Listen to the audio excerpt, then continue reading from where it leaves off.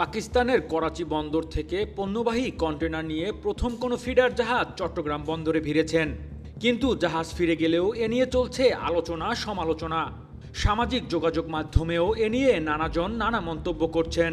Chittagong 10 truck অস্ত্র আটক মামলায় বাংলাদেশে বড় আকারে জাহাজ আনিত চোরাচালানের সাথে তুলনা করেছেন।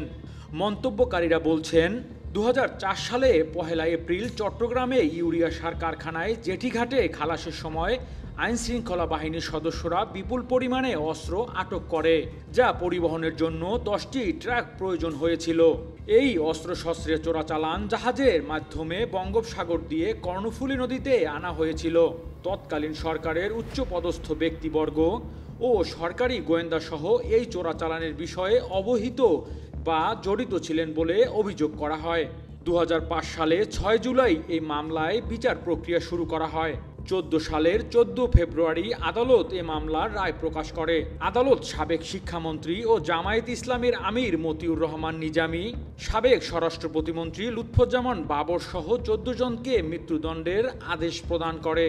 যেসব পণ্য এসেছে পাকিস্তান থেকে। পানামার পতাকাবাহী ওই জাহাজে সব মিলিয়ে 370টি কন্টেইনার নিয়ে জাহাজটি চট্টগ্রাম বন্দরে আসে। করাচি থেকে আমদানি করা 337 টন কাঁচামাল ও ভোগ্যপণ্যের বিশাল চালান দেশে পৌঁছেছে। এর মধ্যে সবথেকে উল্লেখযোগ্য পণ্যের তালিকায় রয়েছে সোডা অ্যাশ, যা সোডিয়াম কার্বনেট নামে পরিচিত। এটি মূলত জামাকাপড় পরিষ্কারের জন্য ব্যবহৃত হয়। এছাড়া বস্ত্র ও কাগজ শিল্পে এবং জলের ক্ষরতা দূরীকরণে সোডিয়াম কার্বনের ব্যবহার ব্যাপক। 115টি কন্টেইনারের মধ্যে 46টি কন্টেইনার রয়েছে ডলোমাইট, যা একটি প্রাকৃতিক খনিজ। ডলোমাইট মূলত ক্যালসিয়াম ও ম্যাগনেসিয়াম কার্বনেট দিয়ে তৈরি এবং এটি চুনাপাথরের বিকল্প হিসাবে নির্মাণ শিল্প, সিমেন্ট উৎপাদন এবং কৃষিক্ষেত্রে ব্যাপকভাবে ব্যবহৃত। চুনাপাথর প্রধানত সিমেন্ট তৈরির জন্য ব্যবহৃত হয়। এছাড়াও এটি জলের ক্ষরতা কমানো এবং শিল্পে ধাতু গলানোর প্রক্রিয়ায় ফ্লাক্স হিসেবে গুরুত্বপূর্ণ ভূমিকা রাখে। ম্যাগনেসিয়াম কার্বনেট বিভিন্ন শিল্পের ব্যবহৃত একটি গুরুত্বপূর্ণ উপাদান। এটি প্রসাধনী, টুথপেস্ট, ফায়ারপ্রুফিং উপকরণ এবং মেঝে তৈরির ফ্লোরিং কাজে লাগে। এই কাঁচামালগুলো বিভিন্ন শিল্পের উৎপাদনশীলতার জন্য অত্যন্ত গুরুত্বপূর্ণ। তাছাড়া 28টি ইউএস কন্টেনারে আনা হয়েছে কাঁচ শিল্পের কাঁচামাল।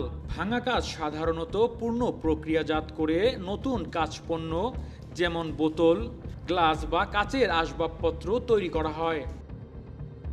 পাশাপাশি 14টি ইউএস কন্টেনারে আনা হয়েছে 203 টন আলু এবং 42টি ইউএস রেফ্রিজারেটরের কন্টেনারে আনা হয় 611 টন পেঁয়াজ।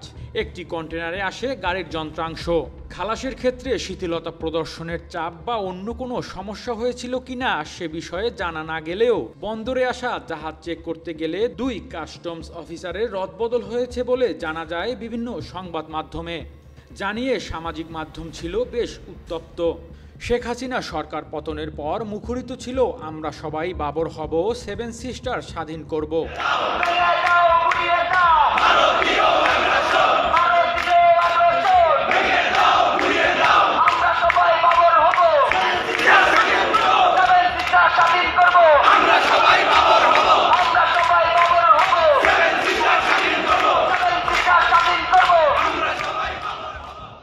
না, এটা বিএনপির স্লোগান না, বিভিন্ন ভার্সিটিতে ছাত্ররা এই স্লোগান দিয়েছিল। তবে স্বাধীনতার 53 বছর পরে পাকিস্তানের জাহাজ বাংলাদেশে আসাই নেতিবাচক আলোচনা ও সমালোচনার জন্ম দেয়। এদিকে বিভিন্ন মাধ্যমে জানা যায় এই জাহাজে শিপিং এজেন্ট ছিল আওয়ামী লীগের সাবেক মন্ত্রী সাবের হোসেন চৌধুরীর মালিকানাধীন কর্ণফুলী শিপিং লাইন্স। সম্প্রতি সাবের হোসেন চৌধুরী একাধিক হত্যা মামলায় আটক হন এবং অদৃশ্য ক্ষমতা বলে জামিনও পেয়ে যান বলে বিভিন্ন সংবাদ মাধ্যমে উঠে আসে।